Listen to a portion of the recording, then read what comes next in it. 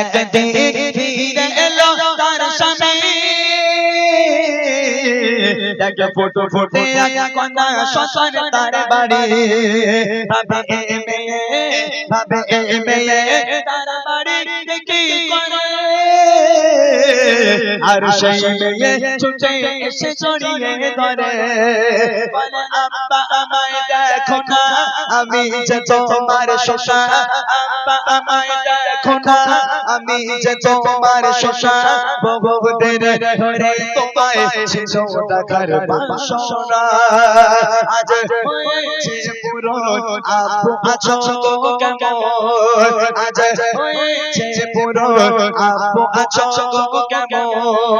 এই কথা শুনে পিতার মাথা ঠিক থাকে না, কি বলবো সেই যুগের ঘটনা, কি বলবো সেই যুগের ঘটনা।